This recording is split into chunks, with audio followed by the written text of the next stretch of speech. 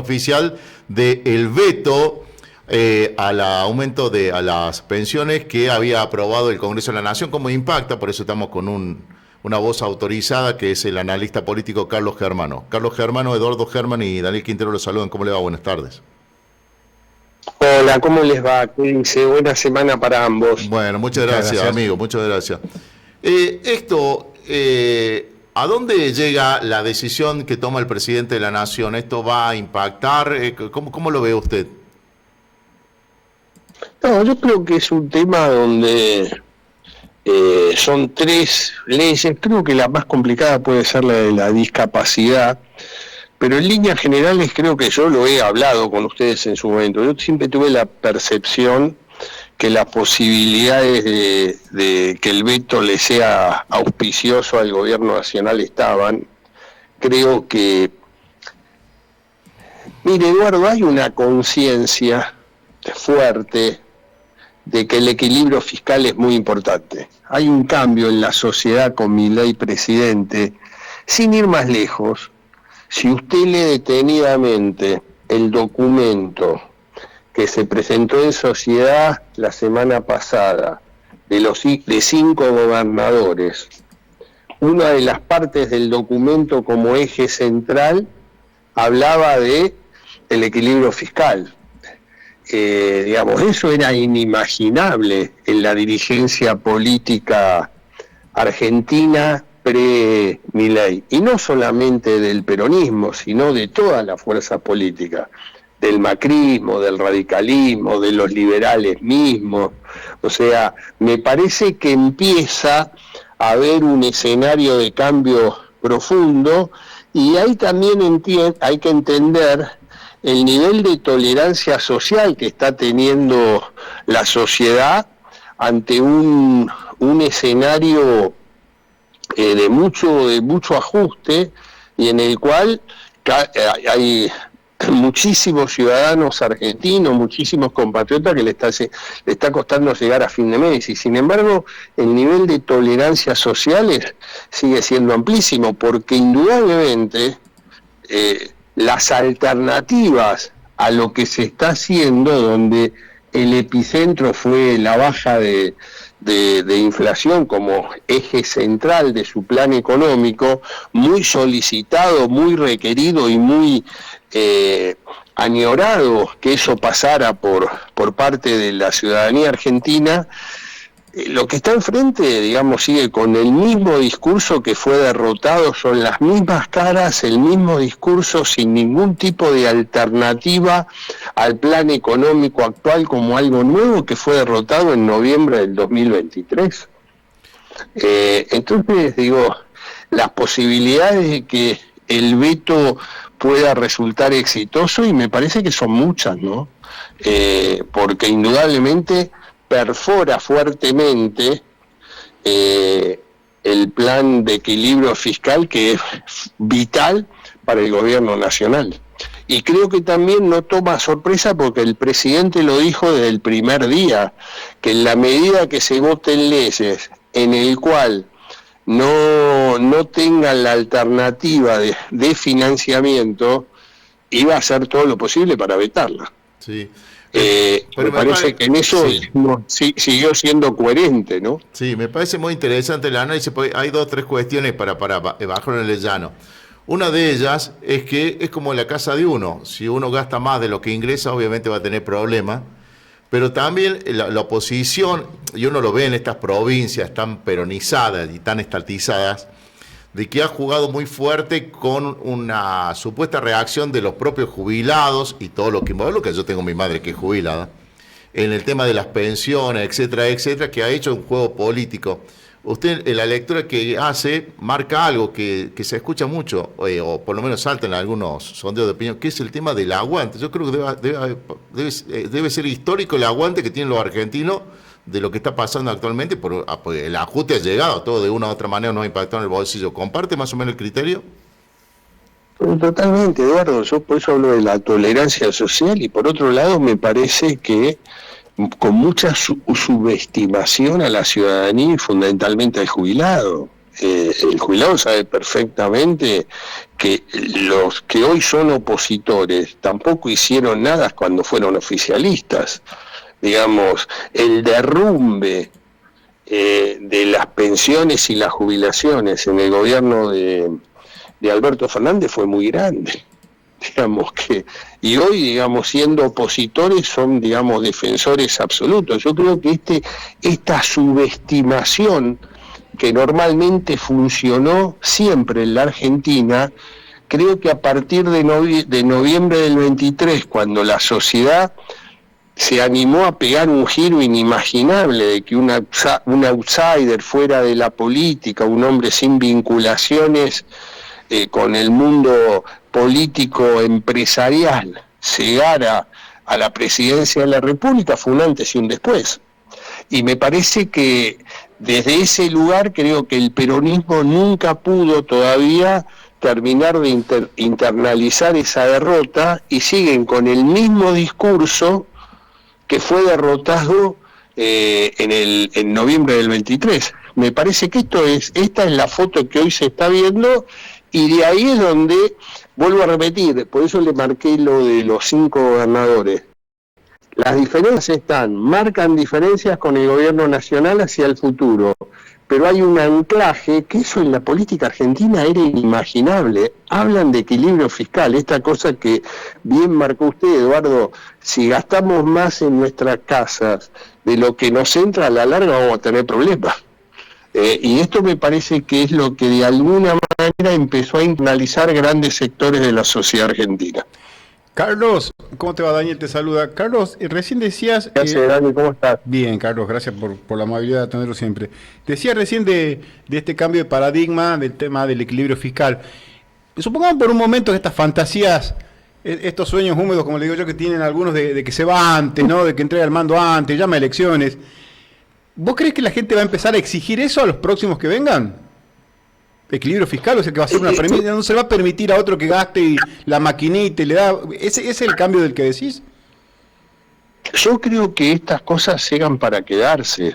O sea, la gente, digamos, las sociedades no retroceden, las sociedades van a exigir nuevas necesidades y nuevas preocupaciones. Como el tema inflacionario, cuando asumió Javier Milei, era la primera necesidad o preocupación ciudadana, a medida que la inflación pasó a estar controlada. Yo siempre digo y recuerdo, el primer índice de Javier Milei, ya como presidente, fue el de enero del 2024, que se conoció en febrero, fue el 25.6. El último fue 1.7, 1.6 o 1.8, no sé, pues estaba por debajo del 2. Es decir, que ahí hay una tarea muy cumplida que la sociedad se lo reconoce, y hoy la inflación está en el 6º o 7º lugar de las preocupaciones ciudadanas. Hay otras preocupaciones, como por ejemplo el temor a quedarse sin empleo o la falta de empleo. Me parece que esa es una preocupación que hoy el gobierno todavía está en deuda. Tiene que empezar a generar, digamos, la otra pata de este plan, que es la producción y el desarrollo. Pero yo creo que hay temas que se instalaron y después es muy difícil moverlo, de romperlo. El hecho del equilibrio fiscal me parece, Daniel, que es un tema que entró y es para quedarse. Y la otra consulta, Carlos, es que vos estás más cerca de todo el rum político. ¿Cómo se entiende esto de los gobernadores que arman una liga, ¿no? A ver, no es como se entiende, pero por un lado es como que plantan bandera y hablan de hasta un candidato en 2027, pero por otro lado el gobierno dice ya tenemos casi los 87. A ver, ¿por dónde va la negociación? Yo creo que como siempre hay hechos que indudablemente en política son superadores. A mí me parece que primero la Liga de Gobernadores no tiene absolutamente nada que ver lo que fue la Liga de Gobernadores allá por el año 2001-2002, cuando Eduardo Alde quedó como presidente de la República después de la renuncia de Fernando de la Rúa. O sea, la gran mayoría en ese momento era de signo justicialista. Hoy el justicialismo tiene solamente 5 gobernadores de las 23 provincias más la ciudad de Buenos Aires. Y me parece que empieza a haber un cambio rotundo en lo que era esa famosa liga, en lo que está sucediendo ahora. Y ahí se está dando una situación que para mí sería importante si lo pueden desarrollar. ¿Por qué? Porque si vos analizás este embrión que aparece, también hay que decirlo, lo tenés que contextualizar en un año electoral. Pero tenés 2 provincias de la región centro, donde el núcleo central económico es la agroindustria. 2 provincias de la Patagonia, Santa Cruz y Chubut, donde tenés un epicentro muy fuerte de desarrollo en la energía, gas y petróleo. Y una en el norte, que es Jujuy, con la minería. Digamos, tres ejes que van a ser fundamentales en el desarrollo y el futuro de la Argentina. Uno sigue siendo el único proveedor de dólares, que es el agroindustria, Santa Fe y Córdoba en este caso. Falta, digamos, si se puede incorporar todas las, digamos, la energía, la minería, digamos, Argentina podría generar un vuelco no menor, mirando en perspectiva, mirando hacia el futuro para el ingreso de dólares y empezar a cambiar un poco toda esta matriz que todo surge y estamos dependiendo del campo argentino. Me parece que en ese escenario plantean una alternativa diferente a lo que la oposición, que hoy más fuerte, que es la del justicialismo, que no se anima a pegar el salto para poder renovar dirigentes, renovar una nueva posiciones que fueron derrotadas, siguen con el mismo no por el no mismo. Entonces me parece que se abren perspectivas que bueno, se verá y que la gente vote. O sea, hoy yo lo que estoy viendo es que hay un escenario con un liderazgo muy fuerte que es el de Javier Milei a nivel político, y todas las demás liderazgos están totalmente deflacionados. No tenés liderazgos claros hoy en ningún lugar de la oposición. Y 2 de los que dominaron la Argentina de los últimos 20 años tienen más que ver con el pasado que con el futuro, que son Cristina Kirchner y Mauricio Macri.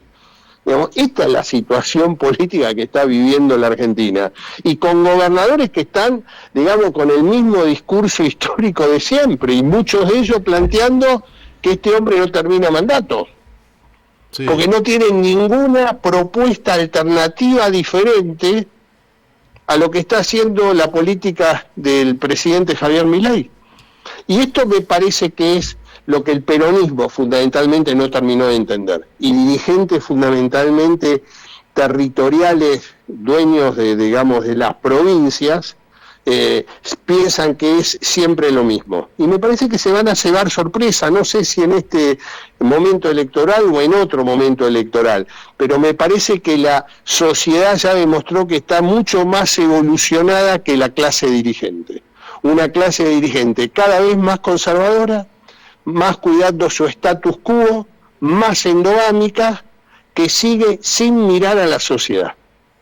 Bueno, esto me parece que es la foto de hoy. Veremos cómo la sociedad responde, y el 27 de octubre, cuando hablemos analizando los resultados electorales, veremos qué sucede en una semana que es muy importante, porque empezás sobre el día, creo que el día viernes, ya tenés el primer cierre de listas, el primer cierre de alianzas, y la semana que viene las listas, cómo van a quedar conformadas las listas nacionales.